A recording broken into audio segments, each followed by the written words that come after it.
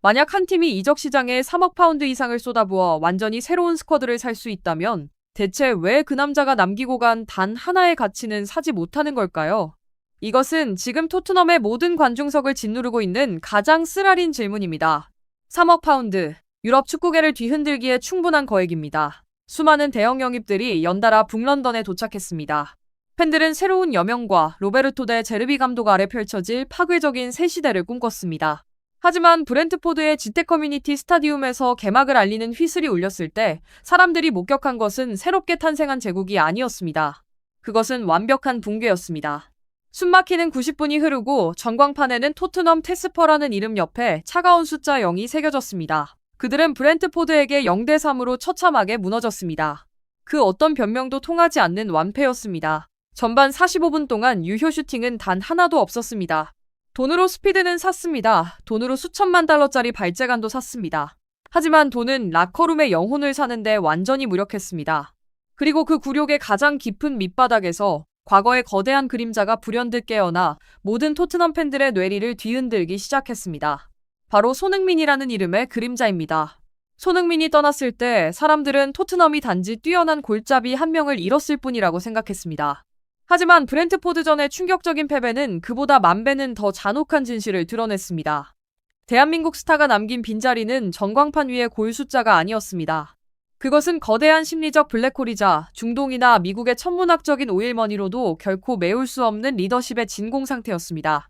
이 도박이 얼마나 무모했는지 말해주는 숫자들을 직접 확인해 보십시오. 토트넘은 유럽 전체를 공포에 떨게 만든 영입 명단과 함께 새 시즌을 맞이했습니다. 중원을 조율하는 기계산드로 토날리, 예측 불가능한 번뜩임을 지닌 신성 마테우스 페르난데스, 왼쪽 측면에 산전수전 다 겪은 챔피언 앤디 로버트슨, 수비벽을 견고히 해줄 얀파울판 헤케와 마르코스 세네시, 그리고 맨체스터 시티에서 영입한 초기 이적 요칠 500만 파운드, 옵션 포함 500만 파운드에 달하는 특급 윙어 사비오까지 단 몇 주 만에 3억 파운드가 넘는 돈이 통장에서 증발했습니다. 하지만 그 대가는 무엇이었습니까? 전반 12분, 킨 루이스 포터가 토트넘의 골망을 흔들었습니다. 전반 33분, 비탈리 아넬트가 멍하니 서 있는 토트넘 수비진을 비웃듯 점수차를 벌렸습니다. 그리고 후반전이 시작된 지 불과 4분 만에 마이클 카요데가 세 번째 골을 터뜨리며 토트넘이라는 이름에 관해 마지막 대못을 박았습니다. 만약 후반 55분 브렌트포드의 이고르 치아구가 찬 페널티킥이 골대를 맞지 않았다면 스코어는 0대4가 되었을 것입니다. 그야말로 절대적인 굴욕이었습니다. 전반전 내내 3억 파운드짜리 스타 군단은 상대 골문 안으로 단 한 번의 슈팅도 보내지 못했습니다. 영국 언론은 이를 새 시대 역사상 최악의 데뷔전이라 불렀습니다. 주요 스포츠 매체와 최고의 축구 전문가들은 일제히 의문을 제기했습니다. 데 제르비는 하나의 축구팀을 만들고 있는 것인가, 아니면 그저 영혼 없는 비싼 조각들을 이어 붙이고 있는 것인가? 이 악몽이 왜 이렇게 빨리 닥쳤는지 이해하려면 우리는 이 붕괴 뒤에 숨겨진 전술적, 심리적 매트릭스를 해체해보아야 합니다. 토트넘을 개막전부터 웃음거리로 만든 데에는 4가지 핵심 원인이 있습니다. 첫 번째 원인, 구조적 균열과 동기화된 압박의 덫. 잔혹한 대비를 보기 위해 반대편 진영을 보십시오. 브렌트포드에는 500만 파운드짜리 슈퍼스타가 없습니다. 하지만 그들에게는 토트넘이 완전히 잃어버린 것, 즉 사고의 완벽한 동기화가 있었습니다. 경기 후 비탈리 야넬트는 토트넘을 무너뜨린 비밀을 밝혔습니다. 브렌트포드는 라인을 적극적으로 끌어올려 토트넘의 자체 진영 빌드업 경로를 원천 차단했습니다. 그들은 마치 하나의 거대한 유기체처럼 움직였습니다. 브렌트포드 선수 한 명이 압박을 가하러 뛰어나가면 뒤에 있는 선수가 즉시 커버를 들어가며 빈 공간을 틀어막았습니다. 위치를 끊임없이 바꾸면서도 단 한 명도 타이밍을 놓치지 않았습니다.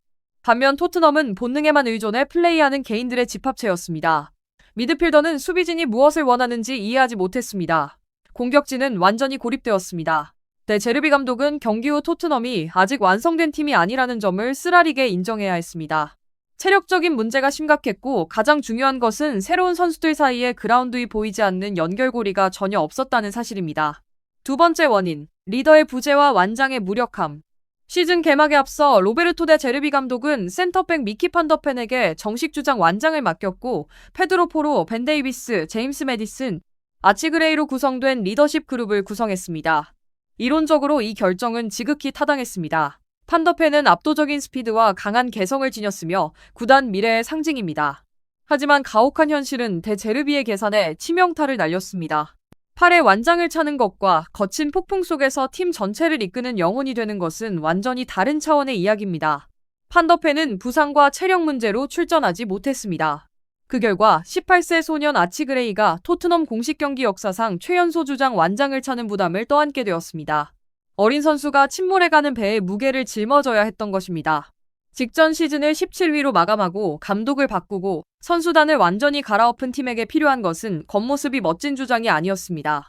그들에게 절실했던 것은 정신적 지주였습니다. 하지만 킥오프 휘슬이 울렸을 때 그 지주는 어디에도 없었습니다. 세 번째 원인, 라커룸의 역설과 베테랑들의 침묵. 소셜미디어에서는 참패 이후 제임스 매디슨이 어린 팀 동료를 공개 비판했다는 식의 유해한 루머들이 퍼져나갔습니다. 하지만 저급한 음모론을 걷어내고 나면 문제의 본질은 라커룸 내 권력 구조에 있습니다. 제임스 매디슨은 손흥민의 곁을 지켰던 몇 안 되는 생존자 중 한 명입니다. 그는 진정한 리더가 어떻게 행동해야 하는지 누구보다 잘 알고 있습니다. 그러나 현재 토트넘의 새로운 리더십 그룹은 바닥부터 모든 것을 다시 세워야 하는 혼란 속에 있습니다. 그들에게는 절대적인 목소리가 없습니다. 팀이 한 골 두 골을 연달아 내주었을 때 대열을 재정비하기 위해 동료들에게 소리치는 사람은 아무도 없었습니다. 함께 싸우기 위해 서로의 눈을 바라보는 대신 토트넘 선수들은 자신의 축구화코만 내려다보기 시작했습니다. 그것은 심리적 붕괴를 알리는 가장 명백한 신호였습니다. 네 번째 원인, 생존 본능적 저항의 실종. 이것이 바로 강팀과 그저 값비싼 집단의 가장 큰 차이점입니다.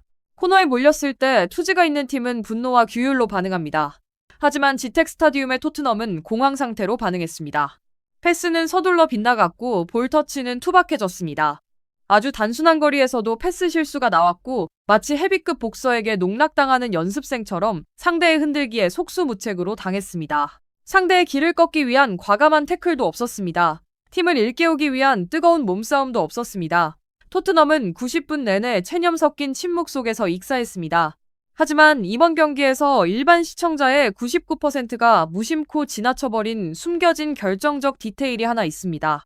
전반 33분 야넬트의 두 번째 골이 터진 직후 토트넘 선수들이 어떻게 반응했는지 보십시오. 중계 카메라는 토트넘의 전 라인이 얼어붙은 그 순간을 포착했습니다. 신호를 보내기 위해 손을 드는 사람도 없었습니다. 격려하기 위해 박수를 치는 사람도 없었습니다. 그들이 한 일이라곤 극도의 당혹감 속에 서로를 쳐다보다가 구원을 바라는 길 잃은 아이들처럼 벤치 쪽으로 시선을 돌린 것뿐이었습니다. 바로 그 순간 사람들은 손흥민의 대체 불가능한 존재감을 가장 뼈저리게 실감했습니다. 손흥민이 토트넘에 있을 때 사람들은 흔히 그를 단순한 수치로 평가하곤 했습니다. 몇 골을 넣었는지, 몇 개의 도움을 기록했는지, 스프린트 속도가 시속 몇 킬로미터인지 말입니다. 하지만 이 아시아인 주장의 가장 위대한 가치는 결코 영혼 없는 통계 문서 위에 머물지 않았습니다. 그것은 폭풍이 몰아칠 때마다 그가 보여준 바디랭귀지에 있었습니다. 토트넘이 앞서갈 때 손흥민은 방심하지 말라며 동료들에게 가장 먼저 포효하던 사람이었습니다.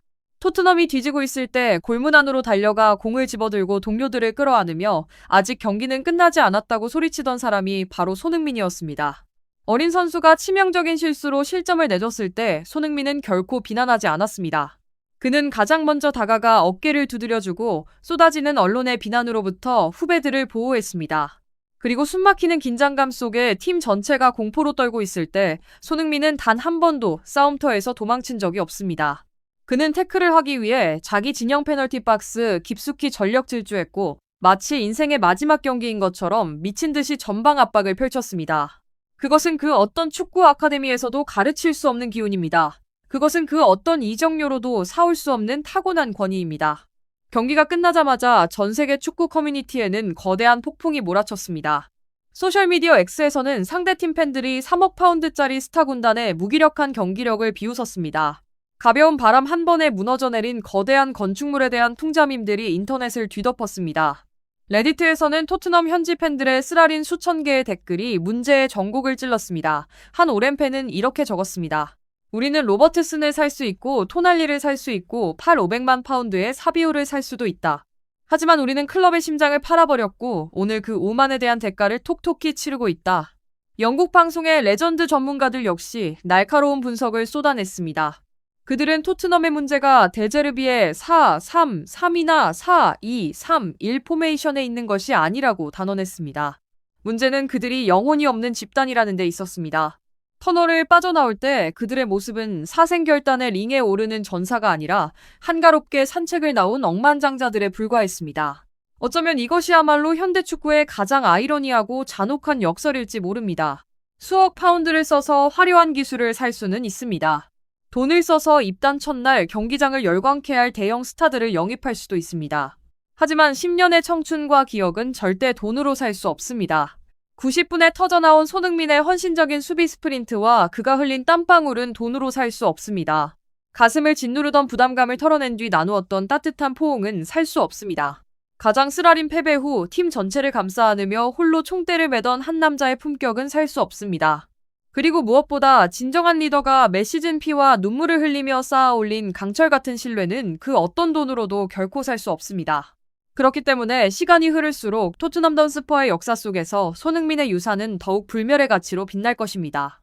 사람은 거대한 나무가 베어지고 난 뒤 남겨진 하늘이 팩하게 뚫리고 나서야 비로소 그 나무가 얼마나 넓은 그늘을 만들어 주었는지 깨닫는 법입니다. 물론 우리는 공정해야 합니다. 이제 겨우 한 라운드가 지났을 뿐입니다. 로베르토 대 제르비와 선수들에게는 잘못을 바로잡을 37번의 전투가 아직 남아 있습니다. 미키 판더펜에게는 부상에서 복귀해 구단이 믿고 맡긴 막중한 책임을 증명할 시간이 있습니다. 그리고 비싼 몸값의 신입생들에게도 호흡을 맞추며 3억 파운드의 가치를 증명할 기회가 여전히 남아 있습니다.